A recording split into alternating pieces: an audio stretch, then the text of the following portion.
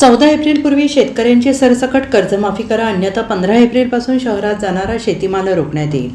या मागणीसाठी शेतकरी संघटनेचा सांगली जिल्हाधिकारी कार्यालयावर मोर्चा.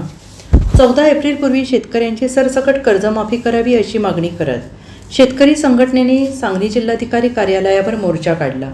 शेतकरी संघटनेचे अध्यक्ष रघुनाथदादा पाटील यांच्या नेतृत्वाखाली हा मोर्चा काढण्यात आला.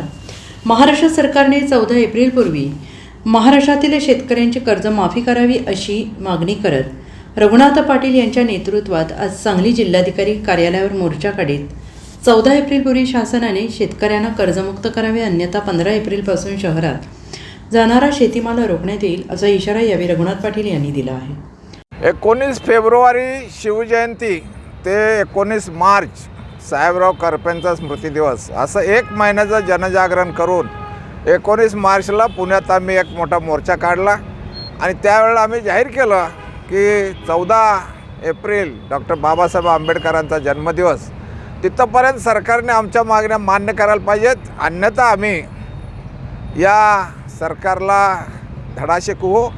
आम्ही 15 तारखेपासून आमचा शेतीमाल बाजारात जाणार नाही याची व्यवस्था करू. आम्ही आमचा माल विकणार नाही, त्याची वाहतूक होऊ देणार नाही आणि हे आंदोलन 15 एप्रिलपासून सुरू होणार आहे.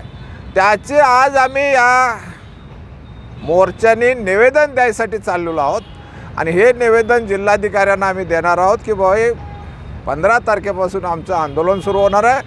तोपर्यंत तुम्ही तुमच्या सरकारला या आमच्या मागण्या मान्य करायला लावा, अन्यथा जो कायदा सुव्यवस्थेचा प्रश्न तयार होईल त्याची सर्वस्वी जबाबदारी ही शासनाची राहील हे सांगण्यासाठी आणि कलेक्टर साहेबांना निवेदन देण्यासाठी आम्ही चाललेलो आहोत. आणि यासाठी आज आम्ही क्रांतिसिंह नाना पाटलांच्यापासून याची सुरुवात करतो आहे. आमचं प्रेरणास्थान हे क्रांतिसिंह नाना पाटील आहे, ते लक्षात घ्यावं सरकारने आणि त्या दृष्टीने आपली पावलं उचलावीत. शब्द पाळा आणि संघर्ष टाळा अशी जी घोषणा होती अशा पद्धतीचा आम्ही इशारा देतो आहे की तुम्ही मान्य केलेलं होतं की आम्हाला सत्ता द्या, आम्ही तुमची सगळी कर्ज माफ करू. आता तुम्हाला सत्ता दिलेली आहे, आता तुम्ही दिलेला शब्द पाळा हे सांगण्यासाठी कलेक्टर साहेबांच्याकडे आम्ही चाललेलो आहोत. धन्यवाद. Bureau report SBN Marathi, Sangli.